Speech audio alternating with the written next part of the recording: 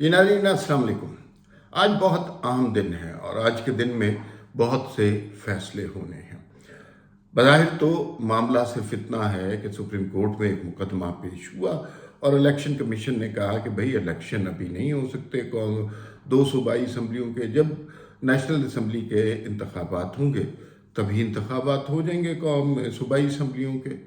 इतनी सी बात है, लेकिन ये इतनी सी बात नहीं है। इसके पीछे बहुत सारे वाक़यात हैं और बहुत सारे आने वाले ज़माने के इम्कानात हैं।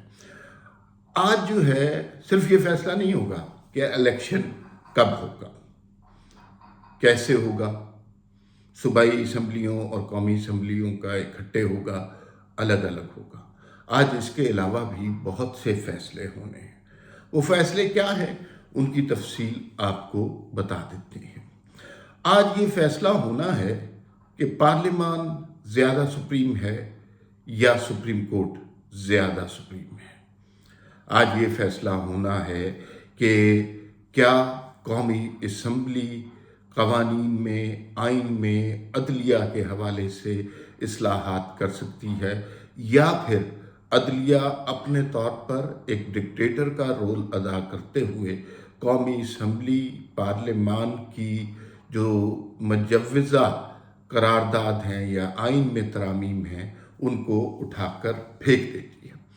आज ये फैसला होना है कि मुस्तकबिल का चीफ जस्टिस कितना बाख्तियार होगा। आज ये फैसला होना है कि सुओ मोटो का इख्तियार बुनियादी तौर पर किसके पास है और किस किस के पास रहेगा। आज ये फैसला होना है कि जो अदलिया की तारीख है, क्या हम उसका कोई मदावा करने जा रहे हैं या ये कहानी, ये दर्द भरी कहानी, ये तकलीफ दे कहानी, ये अजियतनाक कहानी इसी तरह चलनी है। आज ये फैसला करना है कि बुनियादी तौर पर कि चंद जजेस हजरात मुल्क के मुस्तकबिल का फैसला करेंगे या ऐवान नुमाइंदगान जिसमें करोड़ों लोगों के नुमाइंदे बैठे होते हैं वो अवाम के मुस्तकबिल का, मंशा का और मर्जी का फैसला करेंगे। आज ये फैसला हो जाएगा कि दोनों में से बड़ी ताकत कौन है। आज ये भी फैसला हो जाएगा कि पुरानी इस्टेब्लिशमेंट की अदलिया में जो जड़ें थी वो कायम रहेंगी या फिर उनको काट कर फेंक दिया जाएगा। आज ये भी फैसला होगा कि इमरान खान जैसे लोग वो कौम से माफ़ी मांगेंगे या अपने नफरत अंगेज बयानिए पर मुसर रहेंगे। आज ये फैसला होना है कि नई इस्टेब्लिशमेंट जो जनरल हाफिज आसिम मुनीर के हवाले की क़यादत में आई है उसका रुख, उसका बयानिया क्या है। आज ये फैसला होना है कि माजी में जो लोग जजेस को प्रेशराइज करते रहे, उनके घर जाकर धमकाते रहे, जस्टिस शौकत अजीज़ सिद्दीकी जैसे लोगों की, दलेर लोगों की जो कहानी है उससे पाकिस्तान ने सबक सीखना है या फिर ऐसे सच्चे लोगों को अताब का निशाना बनाकर हमने सच बोलने वाले, हक बात करने वालों को जो है मिसाल बनाना है। आज बहुत से फैसले होंगे। ये फैसला सिर्फ इलेक्शन की हद तक महदूद नहीं है। तभी तो आपने सुना ही होगा आज वज़ीर आज़म पाकिस्तान खुद सुप्रीम कोर्ट में पेश होंगे। पता नहीं है वो सामे के हैसियत से पेश होंगे, मुल्ज़िम की हैसियत से पेश होंगे, गवाह की हैसियत से पेश होंगे, वकील की हैसियत से पेश होंगे। साथ साथ उन्होंने वफाकी काबीना को भी कह दिया है कि आप आज सुप्रीम कोर्ट की हेयरिंग में तशरीफ़ लाएं। एक तरफ वो साबिक वज़ीर आज़म हैं जिन्हें अदालत बुलाती है और वो अदालत आना पसंद नहीं करते और उसके लिए मुख्तलिफ हीले बहाने और हत्ता के अदालतों पर हमला करने से भी गुरेज नहीं करते। दूसरी तरफ ये सूरत हाल है कि एक वज़ीर आज़म को अदालत ने बुलाया भी नहीं है, लेकिन वो खुद अपनी रजामंदी के साथ, अपनी मर्जी के साथ अदालत में पेश होने जा रहा है। तो ये बड़ी मुख्तलिफ किस्म की सिचुएशन है। آج کے فیصلے کے مضمرات کیا ہو سکتے ہیں اور امکانات کیا ہو سکتے ہیں؟ بہت خوفناک قسم کی چیزیں ہو سکتی ہیں۔ فرض کیجئے سپریم کورٹ کہتی ہے کہ الیکشن کمیشن کا کوئی حق نہیں بنتا، جب صدر مملکت نے کہہ دیا کہ الیکشن کروائیں تو الیکشن کروائیں 90 دن کے اندر۔ 90 دن تو خیر اب گزر گئے، لیکن اس کی قریبی تاریخ والے، تو پھر الیکشن کی تاریخ ہو جائے گی۔ الیکشن ہونے نہیں ہے، کوئی تیاری نہیں ہے اور اتنی جلدی الیکشن نہیں ہو سکتے۔ تو اس کا مطلب ہے کہ الیکشن کمیشن اور سپریم کورٹ دو علیحدہ علیحدہ اکائیاں بن جائیں گی اور ان کی آپس میں جنگ شروع ہو جائے گی۔ سپریم کورٹ کا حکم تسلیم نہیں کیا جائے گا۔ تو اس صورت میں کیا ہوگا؟ کیا سارا نظام انصاف درہم برہم نہیں ہو جائے گا؟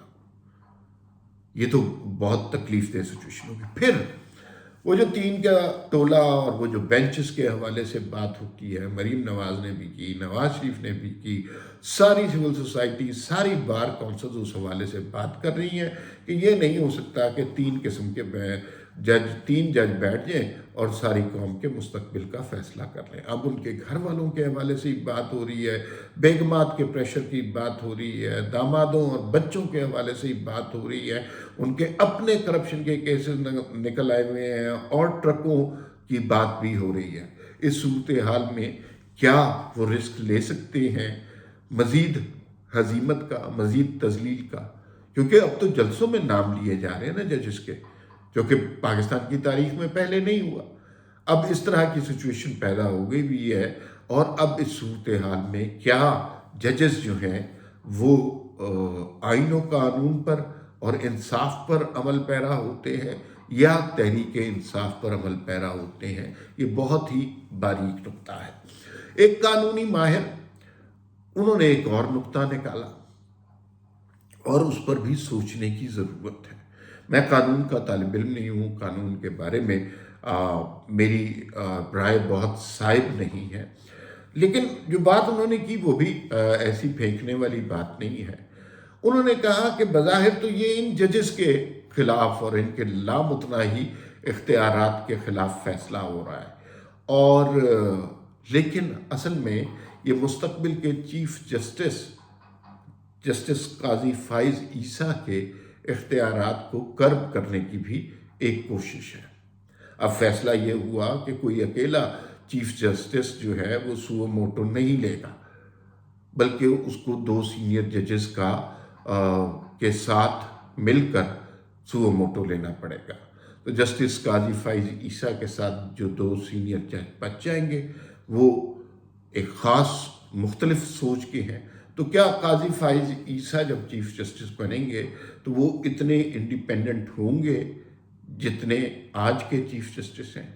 اس کا مطلب ہے کہ پارلیمان کی بالادستی کے بہانے ہم ایک معزز چیف جسٹس، جس سے جمہور اور جمہوریت کو بہت امیدیں ہیں، ان کی پاورز کو بھی سلب کرنے کی کوشش کر رہے ہیں۔ یہ ایک نقطہ نظر ہے، کسی قانونی ماہر سے ہم اس حوالے سے ضرور بات کرنے کی کوشش کریں گے اور ان کا نقطہ نظر جاننے کی کوشش کر رہے ہیں۔ ایک اور خیال یہ ہے کہ فرض کیجئے، اور یہ امکانات ہیں کہ فرض کیجئے کہ اگر چیف جسٹس صاحب کو الیکشن کرانے کی تاریخ عوامی امنگوں کے برخلاف دے دیتے ہیں، اس سچویشن میں سپریم کورٹ کے بینچز اور ججز ٹوٹ پھوٹ کا شکار ہو جائیں گے، اور اس صورت میں جو ہے وہ سپریم کورٹ کے اندر ایک ریولٹ ہو جائے گا، اور انڈیا والی سچویشن بنے گی جہاں بیک وقت 2 سپریم کورٹ تھی، 2 طرح کے فیصلے ہو رہے تھے، کسی کو سمجھ نہیں آ رہی تھی